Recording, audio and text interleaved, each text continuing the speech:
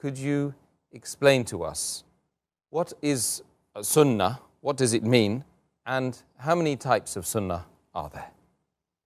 Alhamdulillah, wassalatu wassalam ala rasulillah wa ala ali wa sahbihi ajmain, amma ba'd. A'udhu billahi minash shaitanir rajim. Bismillahir rahmanir rahim. Rabbi shrah li sadri wa yassir li amri wahlul 'uqdatam min lisani yafqahu qawli. The word Sunnah literally means the way or the custom, and the Sunnah of the Prophet means the way of the Prophet or the Prophet's tradition. The word Sunnah, it indicates and means the sayings, the deeds, and the approval of the Prophet in the span of 23 years during his prophethood. It means what the Prophet said, what the Prophet did, and what the Prophet approved in the span of 23 years during his prophethood. And the Sunnah of the Prophet can be divided into three types. The first is Sunnat-e Qawli, that means the sayings of the Prophet. The second is Sunnat-e Fa'li, that means the actions of the Prophet. And the third is Sunnat-e Takriri, which means the approval of the Prophet. So basically, these three types of Sunnah are there in three different categories. Okay, that seems very straightforward. But could you perhaps, for the benefit of the viewers and myself, cite some examples of each of the different categories you've mentioned? The example of the first type of Sunnah, that's Sunnat-e Qawli, the sayings of the Prophet. For example, Muhammad Sallallahu Alaihi Wasallam said in Sahih Bukhari, volume number 1, in the book of Adhan, hadith number 631, the Prophet said, "Pray as you see me praying." So this is a commandment of the Prophet. It's a saying of the Prophet, and it is the duty of a Muslim that we should follow it. The example of the second type of Sunnah, Sunnat-e Fa'li, that is the deeds of the Prophet, is mentioned in, for example, Sahih Bukhari, volume number 1, book of Adhan, hadith number 736.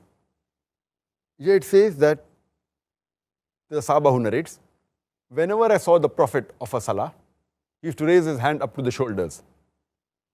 And then, when he said the takbir, he again did the same action, raised the hand up to the shoulders, and then he bowed down.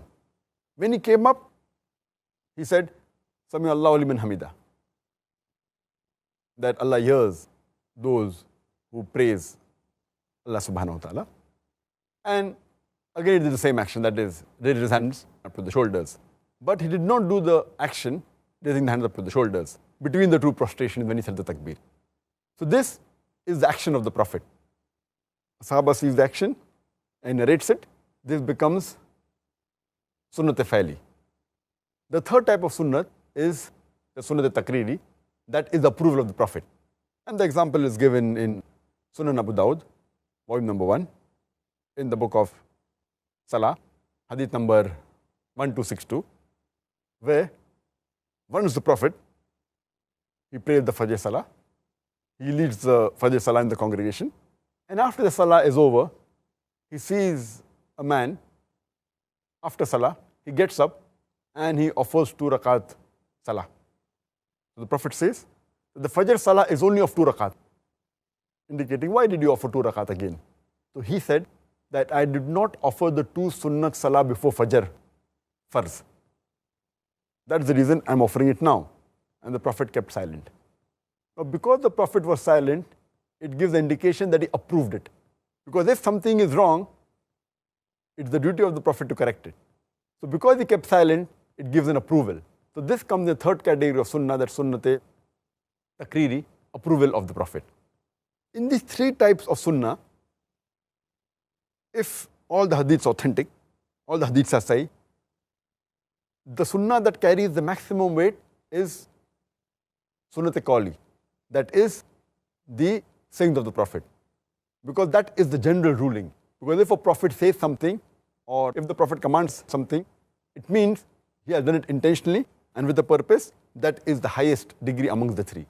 The next is Sunnat-e Fa'li, that is the action of the Prophet. So what the Prophet did, maybe a Sahaba saw it and narrates it. But there can be occasions where a prophet did certain things out of necessity, which may not be the normal norm. Therefore, the action of the prophet carries less weight than the sayings of the prophet. Saying is with consciousness, and that is the general ruling. And if there is a difference between the saying and the action of the prophet, the saying of the prophet carries more weight. Because maybe the action was done out of some reason or out of some purpose, which the person who's seeing it, he may not be aware of it. And we'll have such examples. I'll give some examples in future, inshallah, in this episode. And the third amongst the three is the sunnate takriri, approval of the prophet. That means he kept silent, that means it is approved, it is permissible.